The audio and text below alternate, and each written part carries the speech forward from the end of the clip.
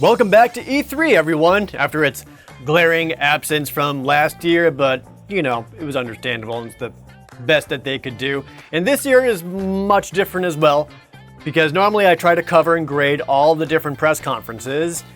There's technically more of them this year, as a lot more developers are covering them, but for the most part, I am going to try to hit and cover and react to the biggest ones. Starting with today's, which was Ubisoft. And it was, biggest summary I can give it is par for the course, if not as good as it typically is. Ubisoft showed a lot of either spin-offs or existing IPs or existing franchises and sequels to that there really wasn't anything too much like, okay, yeah, that makes sense. There were like a couple of like cool announcements, don't get me wrong, but it wasn't anything so amazingly out there and amazingly fresh and new that I was like, hell yeah, let's go. As a quick reminder, you can always watch these different press conferences with me live as they happen over on my Twitch page, twitch.tv/ProJared. So be sure to go over there, hit that follow button, and then we can all watch it and react together. I'm going to be trying to hit all the big ones. Today is Ubisoft. We got Bethesda, Microsoft tomorrow, Square Enix, we got Nintendo. I think Sony's like a couple weeks from now. There's a couple other smaller ones in there like Gearbox and Capcom. Maybe I'll talk about those two. I haven't decided. Are they worth talking about? I don't know how much they can really show. Let me know. Either tell me in Twitch chat or comment down below if it's worth talking about those two. But anyway, let's get back to Ubisoft. So they opened up with something that seemed bizarre to me. It was a new, sort of, Rainbow Six game. And I have not really kept up with the Rainbow Six series ever since Siege. And it's more or less a kind of spin-off side story to Rainbow Six Siege called Rainbow Six Extraction, where they take a lot of the characters from Rainbow Six Siege, which I guess a lot of people who are fans of that game have really started to connect with, and they really start to like them. They're kind of like their own heroes, a la Overwatch characters. That's the best thing I can compare it to as someone who doesn't really typically play these kinds of games. But they made was more or less going to be a cooperative experience with those Rainbow Six Siege characters in their own campaign mode, fighting aliens. You didn't see that part coming, did ya? I sure didn't. And that was the most bizarre thing to me, because when I think of Rainbow Six, I always think of kind of more down-to-earth, realistical, tactical shooter. Like, they want to try to be as real as possible. Like, if you get shot once, you are down, dude. Like, you're practically dead. And in this game, aliens. And that's the only thing that has like a sort of disconnect with me, is that when I think of Rainbow Six, I don't think of people having to deal with existential threats like that. And I get what they were going for though, because they wanted to make a campaign using the operators from Rainbow Six Siege, which has been going strong for 6 years now. And I feel like they had that concept of that multiplayer game, like, hey, all these different characters, what if they gave them like their own like story game? And this is what they came up with. And it's aliens. Some people are trying to explain to me that apparently the original idea for this game was that there was going to be like a viral outbreak or viral infection that caused all these mutated monster people to be around, but given the events of the last couple of years, they chose to not go that route and just kind of went virus adjacent to aliens. So okay, I can kind of understand that, but original concept doesn't really sound like something Rainbow Six would handle either. So anyway, they're fighting a bunch of different alien types. There was like, it kind of reminded me of like stuff like a slower Left 4 Dead or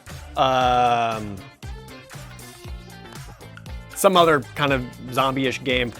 Only again, slower pace, still tactical. It's up to 3-player co-op. Specifically 3-player, which, whatever.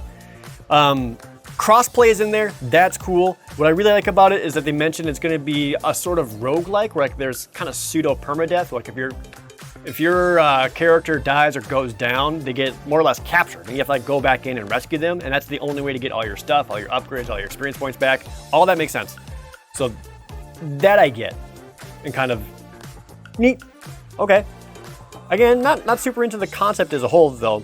And some of the gameplay things they did show were neat. Like they had this whole blacklight concept where anytime they came across a different alien, they like would shine a black light on them, and that allowed them to see their different vitals. But there was a point where they used it to like see an alien through the wall, and then like shot them through the wall and like destroyed the wall. That part was kind of cool.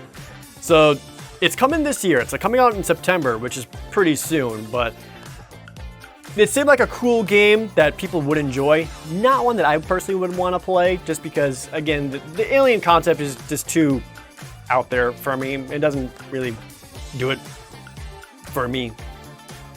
But like, I saw what they're trying to go for, and so like I'm willing to kind of give them some benefit of the doubt there. It might be all right. We'll have to see. I'm sure there's going to be like a season pass or something with it at some point, right? They have to. But anyway, so they did show off, and that's what I kind of meant when they're saying like, when I was saying that they're coming up with new things, but not necessarily like original IPs, original ideas. This game did seem like it would be more fitting of something like The Division or going to Division 3. Now there's an alien threat. That's the subtitle. Division 3, now there's aliens. But because they really wanted to use the Rainbow Six Siege operators, that's why they titled it Rainbow Six. That's my understanding of it. Anyway, it was an okay start. Immediately after that, they went into a new Rocksmith. That was that sort of teach yourself real guitar game, only now it's not so much a game as it is a new like platform/service, like an app, where anyone with a phone can basically use it. It's a monthly app that gets new songs every month, showing you how to play different tabs and chords. I don't know. I don't play a guitar.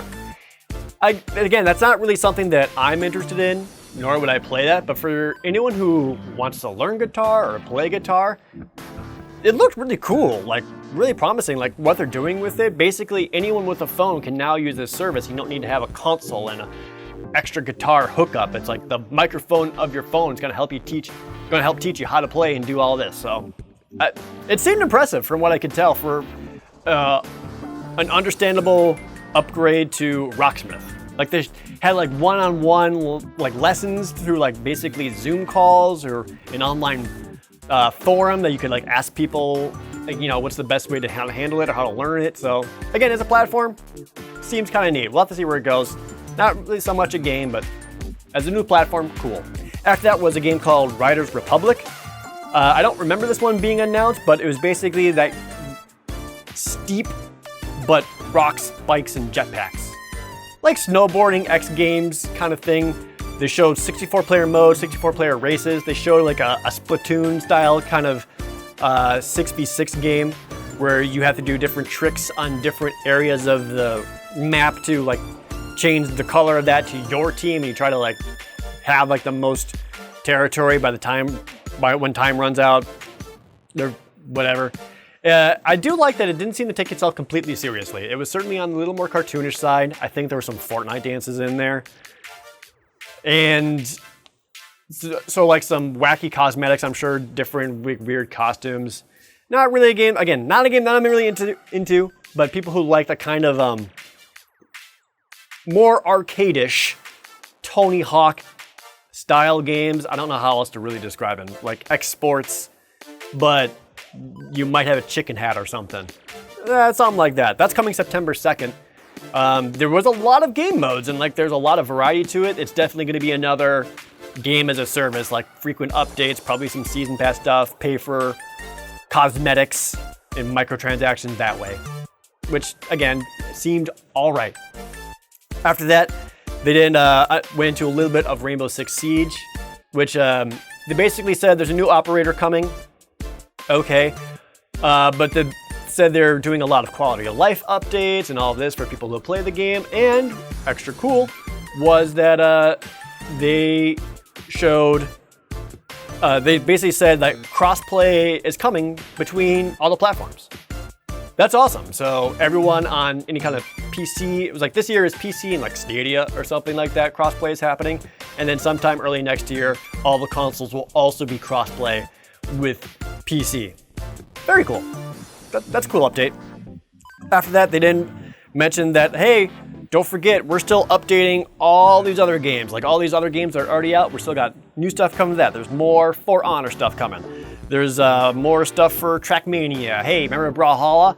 The Teenage Mutant Ninja Turtles are coming to it, which honestly kind of looked awesome. Kind of forgot Brawlhalla exists, but the TMNT in there, that's neat. Crew 2, more stuff is coming. Something about Watch Dogs, there's more stuff coming. So a lot of games are already out, and if you're still playing it for reasons, there are things still coming for that. They then went into, because they had to, the next Just Dance. And it is with a heavy heart that I have to tell you that this Just Dance 2022, for the first time, is not coming to the Nintendo Wii. I looked at all the platforms coming out. The Wii was not listed. The Wii is officially dead. I'm so sorry you had to find out this way. And Just Dance 2021 was its death knell. I don't know. They did announce that Todrick Hall is going to be doing a lot of choreography and exclusive stuff for this version of Just Dance. I have not heard of this particular person before, but I guess they do all of the choreography for RuPaul's Drag Race. I've not heard their song before. It was called Hair, Lips, Nails, Hips, something like that. I forget. Having not heard that song before, it slaps harder than it has any right to, and it was awesome. But new Just Dance is coming because, of course, and it seemed like a cool collaboration, especially if you're into that kind of world. They then went into Assassin's Creed. Not a new one, just more Assassin's Creed Valhalla. And again, what was most fascinating about this is that they basically said, we're going to make new stuff for Assassin's Creed Valhalla next year, for this year, and next year. We're basically saying there's not going to be a new Assassin's Creed game as a whole this year or next year because we're still updating Valhalla. I guess a lot of people really liked Valhalla. So they said that there's a new Siege of Paris expansion coming out, a new update called the Discovery Tour, which kind of made it seem like, again, haven't played the game, so I don't know full context. It seemed to me like it was just like Peasant Simulator, like you just played like a normal everyday dude and you just got to like build a settlement and do like a lot of day-to-day tasks, which honestly, that kind of looked cool to me. I like those kind of simulation games. And that was going to be a free update for everyone who already owns Valhalla. They also said that we heard your complaints, one-handed swords are coming. I didn't play Valhalla, so I was surprised at the fact that one-handed swords were not already a thing in the game. I had to be informed that they had axes, daggers, and two-handed swords, but one-handed swords? Nah, they somehow forgot them. But now they're coming to the game. Then they went into probably the weirdest part, is that they had to like remind everyone that they're also doing TV shows and a movie. Did you know they're doing TV shows and a movie? Not what you think. They actually started talking about that Apple Plus series, Mythic Quest, which is about people like developing a game. I have not seen it at all. They got a season 2, so it must not be awful. And then they also showed a trailer for their the Werewolves Within movie. That's what it's called, right? Werewolves Within. Which is the same trailer that's already been out on YouTube for some time now. And it was based on their old VR game, if you remember that, where it was basically werewolf / Town of Salem, but in VR. They're making a movie off of it. It's kind of like a comedy whodunit, more or less. Might be good, I don't know. We'll have to see. But that's all they talked about. They didn't talk about the newly announced Splinter Cell Netflix animated series or anything else. They quick said, hey, please go buy this or watch it. Go to the movie theaters and watch it too, please. That was just like a weird kind of, okay, all right. I mean, every year Ubisoft's got to have one segment where it just kind of comes out of left field and is Ubisoft adjacent.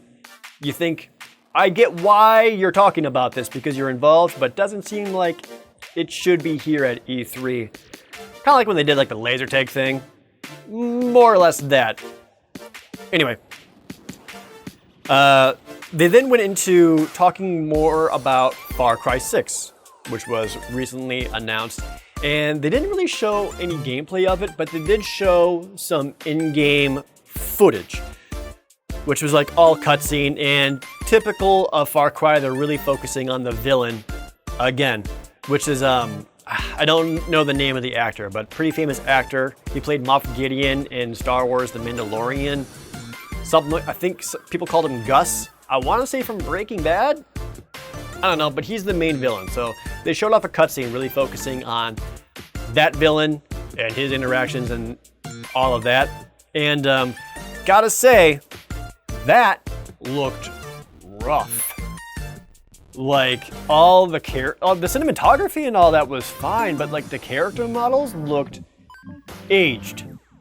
Like early PS4, real late 360 era character models and animations. Like it just, I don't know what was going on there, but it did not look super clean or super very detailed. I don't know. It was rough. Take a look at it and hopefully you'll see what I mean. But yeah, I was just kind of like, this doesn't look as good as it should, especially since they didn't show any actual gameplay. Maybe they did elsewhere and I completely missed it, but this is how they introduced their villain and really showing off that, and it didn't look very good. Speaking of the villains, they said that of course there's going to be a season pass for Far Cry 6, but they're also including, I don't know exactly what, but a lot of previous Far Cry villains are coming back. Remember Vaz? He's back. Remember the pagan guy? Remember other dude? They're all coming back, and now you can play as them in something. I completely missed what that announcement was, and if that's kind of a knock against the presentation, is that I don't feel like they're really clear what they're coming back for. I didn't know if you were, it seemed like it's going to be like its own mode where you play as the villains, or you play as like small chapters from the previous games only from their point of view, or I don't even know exactly what. They just said you can play as the villains in this new thing. I don't know if it's multiplayer or if it's single player. I don't know really anything. They just said you're going to play as the villains. Which, again, conceptually, probably pretty cool, but that lack of information and clarity left me feeling confused rather than excited or even remotely intrigued. And that was something that they really need to be more clear on. Afterwards, they got into what I thought was actually probably their coolest announcement. And that was an all-new sequel to Mario and Rabbids, which Mario and Rabbids on the Switch was a surprisingly good game and worth checking out. And there's a sequel coming to it, and they're going into the galaxy. So there's gonna be a lot of like Mario Galaxy stuff. So they showed some like Rabbid Lumas, Rabbid Rosalina, some new villains, some original characters were in there. And they said conceptually, basically, the Mario and Rabbids team are going from planet to save a bunch of different people. And they showed, they did show some gameplay stuff, and they did show some evolutions to the gameplay. It looked like it's going to be more of like a free-roaming world kind of exploration, and you get into random battles more or less. Like once you get into a battle, you switch to a battle screen rather than kind of seeing the battle coming up and going from like checkpoint to checkpoint like the original Mario and Rabbids was. And because of that, they also added in a lot more, as they call it, action-oriented gameplay elements to the tactical battles. They showed being able to run around and doing the slide kind of freely, or picking up a bomb and throwing it in the middle of everything. More intriguing is that they got rid of the grid-based movement in battles. Rather than having like go from this square to this square, you have 6 movement, you go from 6 squares away. They basically showed like a radius of how far you can move, which seemed really cool. So especially with the action-oriented gameplay, that seemed like that allows them for some more intriguing in-battle elements, especially when it comes to like taking cover or how far you can exactly go or sneaking around to sides, which is really good. They also showed off a bunch of different Lumas that are around them with them, or Rabbid Lumas, I forgot what they call them, that are basically sparks, that's what they call them. Where they're like different elements and have, for lack of a better term, you can cast magic with them. Like they basically showed Mario using a fire Rabbid Luma to cast down a firestorm upon your enemies. And that seems like it's going to be a pretty big element too. That's coming sometime in 2022. Really glad it's getting a sequel. That was a good game. We didn't expect it. Happy to see a sequel. I wasn't like blown out of my chair or anything by that, but I was like, oh cool, that's neat to see. All right. And then there was their final announcement. Final big announcement. No one saw this coming. We've been holding on to this one It's a big deal. All new game using our all new engine that we're calling the Snowdrop engine. Check this out. Boom. Avatar. As in the Avatar movie from like 12 years ago with like the blue elf people in the jungle. That's getting a game. Neat. So I get it. There's like, what, 4 new Avatar movies coming out now, and I think the first one's supposed to be in 2022. So I'm sure this game is meant to be a tie-in to that, or side story, or something, I don't know. But it was just a lot of fluff shots of jungles, blue elf people running around, bad humans and robots destroying nature, and just a lot of running around. Gameplay? Nah, none. And that was it. And that's how it ended. They ended on Avatar. If they had just flipped it, like they showed Avatar first and then ended on Rabbids, the presentation would have felt better. But they thought Avatar was the big stinger. They were wrong.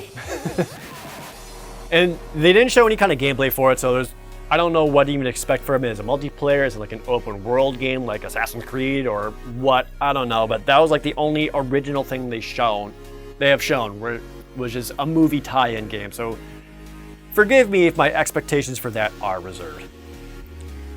Overall, with all of that, Ubisoft press conference in a sort of Nintendo Direct style presentation, which they called Ubisoft Forwards.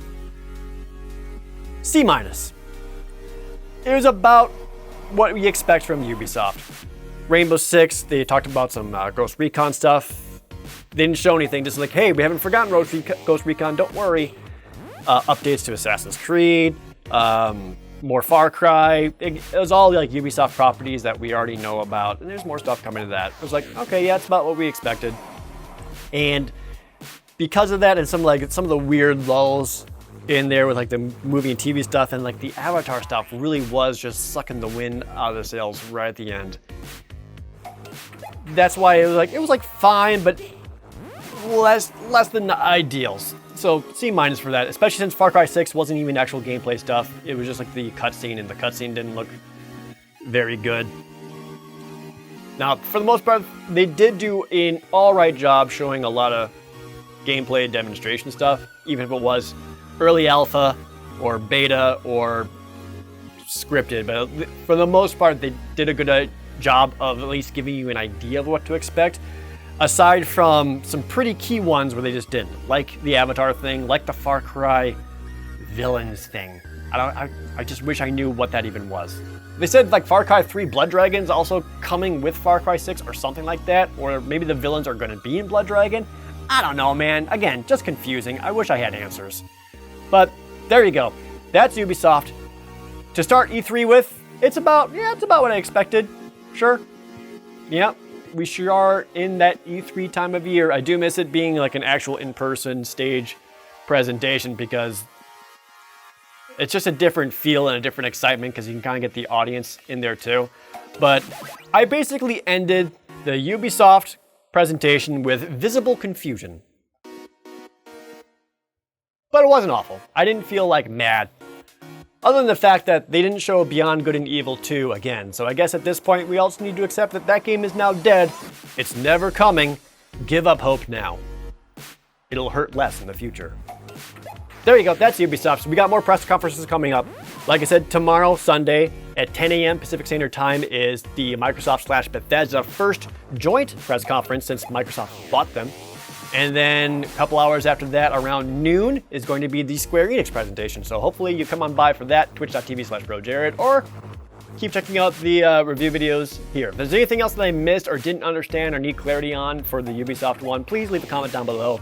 I am confused on many things, and I would love any kind of answers, especially if you got them. So thank you guys for watching, and I'll see you over at Twitch for the next press conference.